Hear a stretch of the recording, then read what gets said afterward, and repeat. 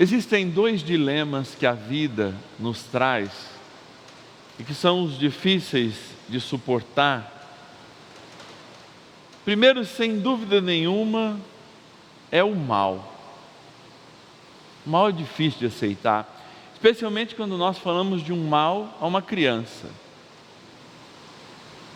Tem um rabino que perdeu um filho na infância, muito bom menino, e ele escreve: por que coisas ruins acontecem com pessoas boas? É um livro, um best-seller na época, que vai de fato experimentar essa dor e levantar a possibilidade do mal.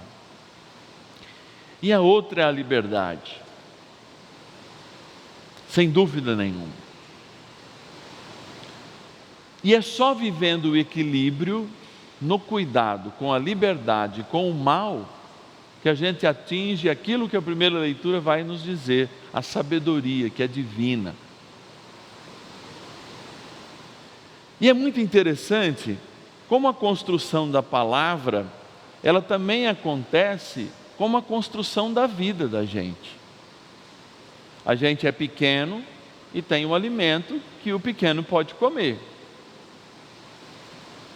Então, o Primeiro Testamento vai dizer coisas que a gente acha absurdas, mas que naquela época modularam a liberdade para que as pessoas, por exemplo, vivessem com menos violência. Jesus um dia fala isso, por causa da dureza dos vossos corações. O Segundo Testamento, o Novo Testamento, como a gente chama, ele já é um testamento mais duro. Ele já está olhando para além daquilo que a gente faz de grande, mas olhando para as coisas pequenas, porque Deus quer morar nas coisas pequenas, nas pequenas atitudes. E para que a gente esteja envolvido nesse processo em que o Espírito Santo nos torna mais espirituais do que carnais, é preciso que a gente seja livre. E é preciso que a gente faça uma opção pelo bem. E fazer a opção pelo bem é também combater o mal. Porque o inferno está cheio de pessoas com boa vontade, que não agiram segundo a boa vontade. Ou seja, a prática é algo importante.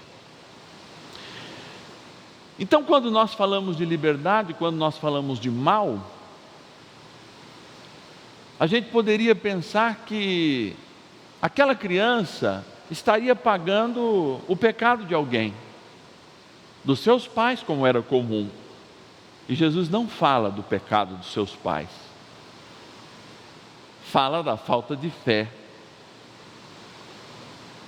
E por que será que a falta de fé não nos move à cura? Porque a falta de fé, ela não move o coração de Deus. E muitos se perguntam: para viver a fé, é preciso então, padre, combater o mal? Mas como viver a fé é sermos livres? Já que a fé é algo que nós depositamos naquilo que nós não vemos, daquilo que os santos viram. Como que nós podemos crer num Deus bondoso e num Deus que dá liberdade, olhando duas crianças, uma de 10 anos, outra de 9, que perderam a sua vida na pandemia do século 20, a gripe espanhola, depois de terem conhecido Nossa Senhora pessoalmente e terem feito uma experiência de vida reta, pelo menos Jacinta. Francisco um pouquinho mais teimoso, na história a gente vê isso, mas Jacinta não. Crianças que viram o anjo de Portugal um tempo antes da primeira aparição, dizendo: olha, rezem por aqueles que não rezam, amem por aqueles que não amam, sirvam por aqueles que não sirvam. Crianças que devotamente faziam na sua vida uma vida de oração, porque experimentavam Nossa Senhora. Experimentaram naqueles meses de maio até outubro a presença confortante, o perfume, a conversa, o diálogo com Maria. Mesmo assim, padeceram de um mal. É interessante que o mal não tem lógica. Mas a lógica do mal é justamente nos colocar mais e ainda mais perto do Senhor. Porque o mal, diferente do que a gente usa hoje, em querer se aproximar dele, especialmente quando a gente acha ter liberdade para fazê-lo, a gente deveria correr dele, porque ele contamina a gente num processo que vai nos cegando e vai também nos ensurdecendo espiritualmente. E é isso que a gente mais vê hoje, essa doença, que não são só das crianças, que além de cegas, estão surdas e mudas. Mas o demônio é um aparelho que está em suas mãos, que as ensurdece, que as emudecem e que até as cegam. E a gente dá, porque também o mundo nos colocou num sistema de liberdade que a gente prefere não educar as nossas crianças, e não educando as nossas crianças, a gente prefere diverti-las, em vez de educá-las, para falar a hora que tem que falar, ficar quieto a hora que tem que ficar quieto, sentar a hora que tem que sentar, levantar, comer a hora que tem que comer, dormir a hora que tem que dormir, levantar a hora que tem que levantar. E tudo isso eu creio que a gente não consiga expulsar esse demônio, muito presente nos nossos bolsos, nas nossas casas, porque justamente nos falta a oração. Aí fala, padre, a oração pode mudar as coisas do mundo, fazer falir as fábricas de celulares e smartphones, dar um pico na internet? Não, a internet é uma coisa boa e as crianças devem usá-la com a devida proporção, e os celulares, etc. e tal. Mas aquilo não pode ser um instrumento de emudecê-las, ensurdecê-las e cegá-las quando nós não conseguimos educá-las, quando nós não conseguimos pô-las à mesa, quando nós não conseguimos fazê-las integrar a humanidade que somos nós, que está envelhecida, que tem assuntos diferentes dela e tantas outras coisas. E vejam, por que falta de oração e fé? Para mim a resposta já está mais clara que a luz do dia. Porque fomos uma geração que rezou pouco.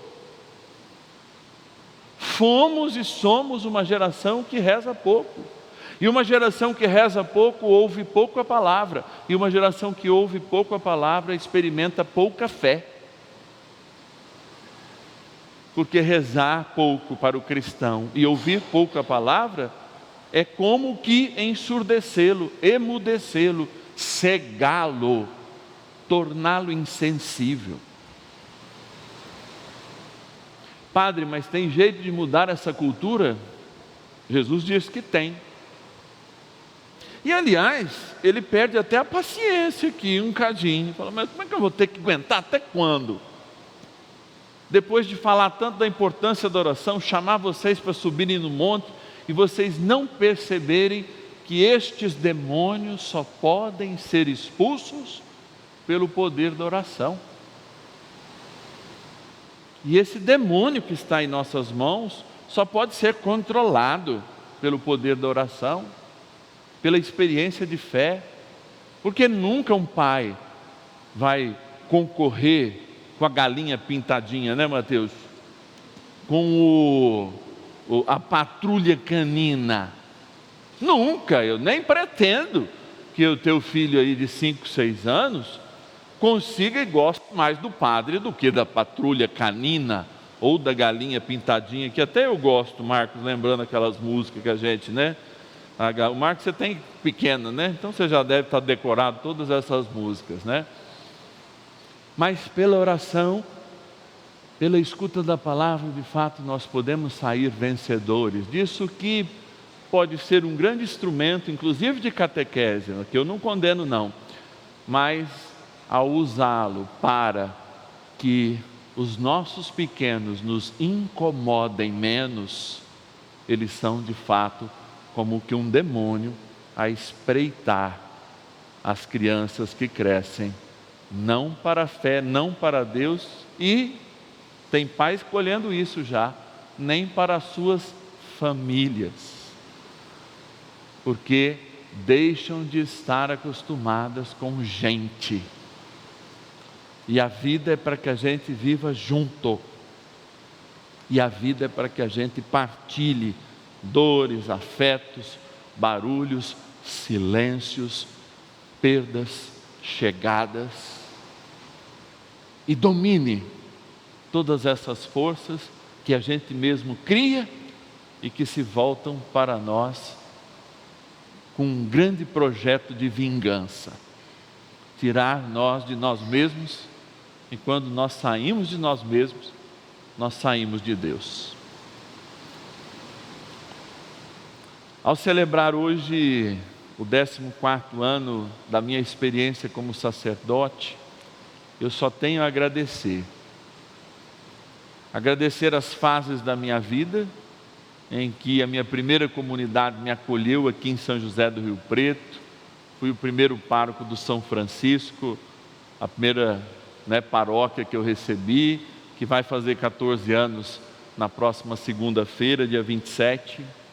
Agradecer a minha paróquia de origem, que depois de 3 anos me acolheu nesses últimos quase 12 anos lá, fazendo essa experiência de amor, me vendo crescer, não só em peso, mas também espiritualmente falando, e sendo, junto com aqueles que fizeram parte da minha vida, amigos, e que sempre que estão aqui, eu procuro homenageá-los, porque deixam um pouco deles em mim, especialmente aqueles que repartem comigo a mesma fé. E eu digo isso porque o sacerdócio paterno, materno, não está pronto, como o meu não está pronto. Padre, mas o senhor estudou 8 anos, já está há 14, são 22 anos de trecho, o senhor não está pronto para ser padre? Não, porque quando eu estiver pronto, eu não vou estar mais aqui. Como nós nos aprontamos para a vida que tem sentido, que é a vida eterna, quando um padre erra, é porque ele ainda não está pronto. De fato, se estivesse pronto, seria arrebatado como um santo. Como nenhum de nós ainda está pronto, porque senão já não estaríamos mais aqui, já teríamos sido arrebatados. E esse sacerdócio paterno-materno é muito importante, porque são das nossas famílias que deverão sair santos, humildes, engajados, verdadeiros sacerdotes. Não virão e descerão como ETs, nem surgirão da terra. Serão homens passíveis de erro, educados na fé, formados para o trabalho, que assumirão a vinha do Senhor, se preparando para um dia encontrar o eterno e sumo sacerdote, que é o Cristo, que não é apenas um modelo, mas é algo que perseguimos, ou seja, é o tudo, no grego, e seguir, ou seja, o perseguimos nesse sentido. Então rezem para mim, rezem para os padres que estão aqui, mas não esqueçam jamais de que o padre mais importante da tua vida não é o padre Márcio Tadeu, nem o padre Alisson, nem o padre Lúcio, nem o Juarez, não é. O padre mais importante é aquele que celebra na sua comunidade paroquial, na sua capela, a Eucaristia, todos os dias, especialmente aos finais de semana. Esse é o sacerdote que você não pode deixar um dia de rezar por ele. Esse é que cabe à tua vida e à tua vocação ajudar a ser santo. Por isso hoje eu trago pessoas que me ajudam a ser santos. coordenador do CPP, pastoral familiar, dimensão bíblico-catequética, está um peso grande ali. A freira, que cuida do padre também, mora junto com ele, e as duas mães, que não apenas me ensinaram o caminho da fé, mas hoje ainda lembram o quanto é importante ter fé neste mundo. Obrigado por vocês fazerem parte da minha história, mesmo não eu conhecendo nenhum de vocês. Alguns eu conheço aqui, vêm aqui e me dão essa alegria. Outros milhares estão em casa com esse mesmo desejo. Mas sinta que o Padre está aí, lhe abraçando e agradecendo, porque também, graças à sua oração, que eu me sustento na experiência da fé e me torno um padre mais parecido com Cristo a cada dia. Até o dia que ele fala, não, padre, não é aí mais que vai celebrar, vem celebrar comigo o banquete da eternidade. Louvado seja nosso Senhor Jesus Cristo. Esse programa teve o apoio dos nossos benfeitores.